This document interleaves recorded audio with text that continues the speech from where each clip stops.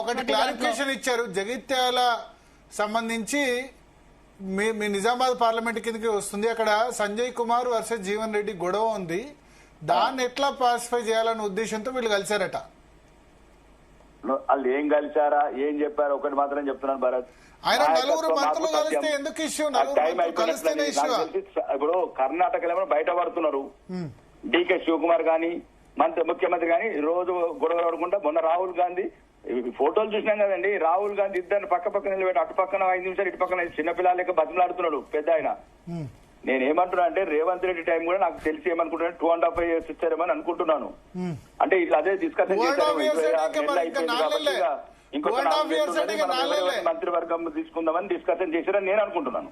2.5 years అంటే 4 నెలలే మరి ఇంకా అంతే మరి 4 నెలలే కదా. ఈ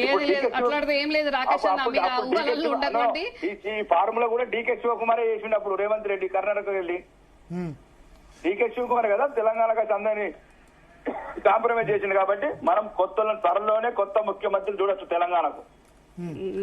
మీకు ఏ దివ్య దృష్టితో చెప్తున్నారు? ఎందుకు చెప్తున్నారు?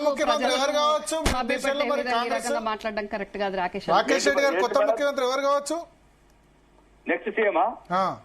నేనైతే మనస్ఫూర్తిగా ఈ కాంగ్రెస్ ప్రభుత్వంలో ఒకే ఒక్క హృదయం ఉన్న మనిషి కోమటిరెడ్డి వెంకటరెడ్డి. హృదయం ఉన్న మనిషి. మనస్ఫూర్తిగా తెలంగాణ సమాజం కోరుకుంటున్నది. బోలా శంకరుడు. నువ్వు ఒక్కసారి కోమటిరెడ్డి వెంకటరెడ్డి అనే నెక్స్ట్ ఫైల్ మీద తులం బంగారం మీద సంతకం పెడతాడు చూసుకోండి. 4,000 పెన్షన్ మీద సంతకం పెడతాడు.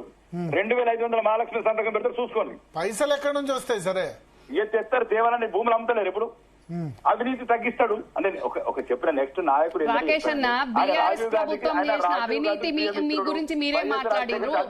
ఆ ఫైల్ మీ దగ్గర ఉంది. గదాని గురించి చూడకుండా మా ముఖ్యమంత్రి ఎవరైతారు, ఈ ముఖ్యమంత్రి అయితే బాగుండు, కోమటిరెడ్డి వెంకటరెడ్డి మీద మీరు చూపించండి. ఇప్పుడు మీరు పోలింగ్ పెట్టండి. ఇప్పుడు భరత్ గారు మనసున్న మహారాజు మీరు అన్నారు, బోలా శంకరుడు అన్నారు. భరత్ కానీ ఇటీవల అలిగేషన్స్ వచ్చాయి కదా మరి వెంకటరెడ్డి మీద. ఏం అలిగేషన్స్ అండి? ఈ అలిగేషన్స్ రేవంత్ రెడ్డి పెట్టిన అలిగేషన్స్. ఏం మాట్లాడుతున్నారండి? ఆ వయసులో అట్లాంటి వార్తలు రాపిస్తారండి అతను. రేవంత్ రెడ్డి గారు రాకేష్ అన్న దయచేసి అట్లా మాట్లాడొద్దు. రేవంత్ అన్న ఎందుకు చేపిస్తారండి? తోటి మంత్రి మీద అట్లా చేపిస్తారు ఎవరన్నా ముఖ్యమంత్రి? ఏం మాట్లాడుతున్నారు మీరు? ఏబిఎన్ ఎడిటోరియల్ వచ్చింది. అయితే ఏబిఎన్ కు కాంగ్రెస్ పార్టీకి రేవంత్ అన్నకి ఏ సంబంధం అండి? అదేమన్నా మా పార్టీ ఛానల్ అదేమన్నా? తెలంగాణ ముఖ్యమంత్రి ఎట్లా పోతాడు? ఎక్కడైనా ఇళ్లలోకి వెళ్ళి సాల్వర్ ఇచ్చిన తర్వాత కదా. ఎవరు ABN Radhakrishna Revanth Reddy close friend. అయితే ఏముందండి క్లోజ్ ఫ్రెండ్ అయితే దాంట్లో తప్పేమున్నది? ముఖ్యమంత్రి ఆయన ఇంటికి వెళ్తే వచ్చిన నష్టం ఏమున్నది? దానికి దీనికి ఏం రిలేటెడ్ అని మీరు చెప్తున్నారు చెప్పండి. రోజు ఇప్పుడు ఆయన భరత్ గారు ఏమన్నారంటే నా అభిప్రాయం చెప్పాను. కావాలంటే ఇప్పుడు పోల్స్ పెట్టమనండి, పీపుల్స్ పోల్స్ పెట్టమని. ఇప్పుడు ఎట్లా లైవ్ డిబేట్ లో ఉన్నాం. ఒకవేళ నేను చెప్పింది తెలంగాణ నేను 100% రాసి పెడుతున్నా. 119 మంది ఎమ్మెల్యేల ఒపీనియన్ తీసుకోండి. అన్ని పార్టీలకు అతీతంగా అందరితో చనువుగుండి ఎవ్వరు పోయినా నిమిషాలలో రెస్పాండ్ అయ్యే ఒక మంత్రి ఉన్నాడు కోమటిరెడ్డి వెంకటరెడ్డి. రాసి పెట్టుకోండి. అది మీ పర్సనల్ ఒపీనియన్ కావచ్చు రాకేష్ అన్న, కాదని నేను కానీ మా పార్టీల ముఖ్యమంత్రి ఎవరు ఎట్లయితే ఎట్లుండాలి అనేది మీరు మాట్లాడడం అది కరెక్ట్ కాదు కదా. నేను ఏమంటున్నాను, భరత్ అడిగిన ప్రశ్నకు సమాధానం ఇచ్చానమ్మా నేను. భరత్ ఎవరైతే ముఖ్యమంత్రి అంటే నేనేమంటున్నా అంటే 4,000 పెన్షన్ హృదయం ఉన్న ముఖ్యమంత్రి కావాలా, మోసగారి ముఖ్యమంత్రి కాదు. తులం బంగారం ఇవ్వాలన్నా కంపల్సరీ రాసి పెట్టుకోండి. ఆఖరికి 2,500 కాకపోతే 1,250 ఇస్తాడు. 4,000 పెన్షన్ కాకపోతే 3,000 ఇస్తాడు. తులం బంగారం కాకపోతే అత్తులం ఇస్తాడు. ఇది రాసి పెట్టుకో రమ్యక్క. అది ఓన్లీ కోమటిరెడ్డి వెంకటరెడ్డితోనే సాధ్యం.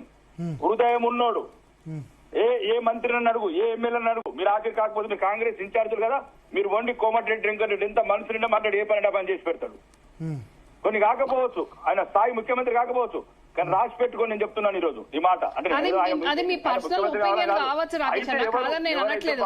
కానీ ఇప్పుడు ప్రజల ముందు మీరు ఇట్లా మీడియాలో మాట్లాడడం అది కరెక్ట్ కాదు రాకేష్ అన్న. కాంగ్రెస్ ప్రభుత్వం 5 ఏళ్ళు అధికారంలో కోరుకుంటున్నాం.